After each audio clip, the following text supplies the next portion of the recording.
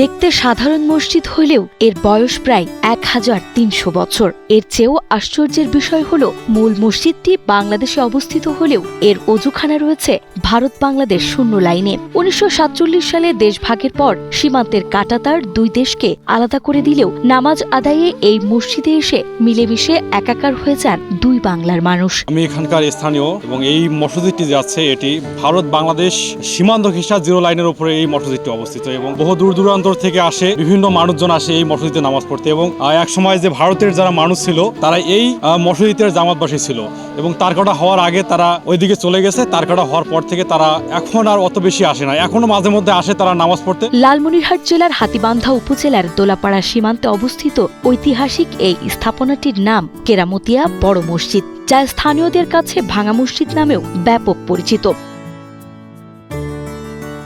আন্তর্জাতিক সীমানার অদ্ভুত এক বিভাজনের কারণে মসজিদের মূল অংশটি বাংলাদেশের ভূখণ্ডে থাকলেও এর অজুখানা ও সংলগ্ন মাজারের অংশটি পড়েছে প্রতিবেশী ভারতের কোচবিহার জেলার শীতলকুচি এলাকায় শূন্য লাইন বরাবর। মসজিদের নাম আদিম কাল থেকে, আজ নয় বহু আগের থেকে এটার নাম হলো দোলাপাড়া কেরামতিয়া জামে মসজিদ। এই মসজিদ তো অনেক পুরানা, মতান্তরে 1300 বছর আগের। বাংলাদেশ পুরাকীর্তির ইতিহাসবিদরা বলেছে 1300 বছর আগের। ওই কবরের কথা তারা বলেছে হয়তো কোনো সাহাবী নাহলে কোনো তাবির কবর। 71 থেকে আমার যখন থেকে জ্ঞান তখন থেকে দেখি এখানে মসজিদ, এটা পুরনো মসজিদ, এখান থেকে আছে। ভারত বাংলাদেশের লোকের আগত জামাত ছিল একটা।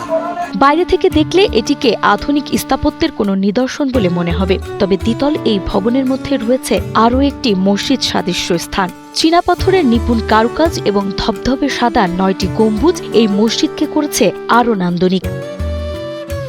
86 ফুট উচ্চতার এই বিশাল মসজিদে একসঙ্গে প্রায় 5000 মুসল্লি নামাজ আদায় করতে পারেন, যেখানে নারীদের জন্য রয়েছে সম্পূর্ণ আলাদা ব্যবস্থা।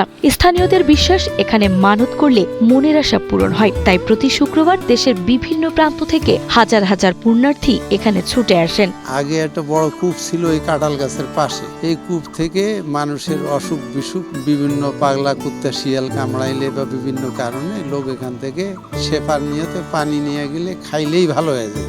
এই কারণে মানুষ আসল কথা হলো তাদের মনের যে আবেগ, এটা আল্লাহ কবুল করে ওসিলা হলো এই বড় মসজিদ। এজন্যই এত লোকের আগমন বা মূলত আসার।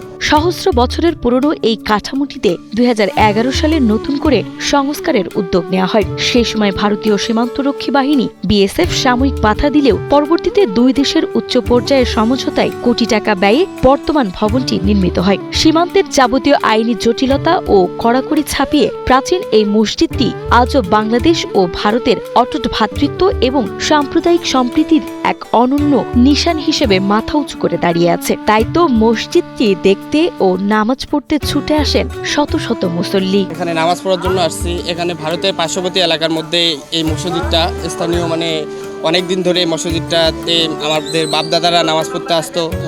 সোশ্যাল মিডিয়ায় দেখছি, পত্রিকায় দেখছি, মানুষের সাথে শুনছি, আমি নিজেও আসলাম দেখার জন্য কি অবস্থা। এখানে ভারত বাংলাদেশ দুই এলাকার লোক নামাজ পড়তো এবং এখান থেকে বিএসএফরাও তবরক নিয়ে যাইতো।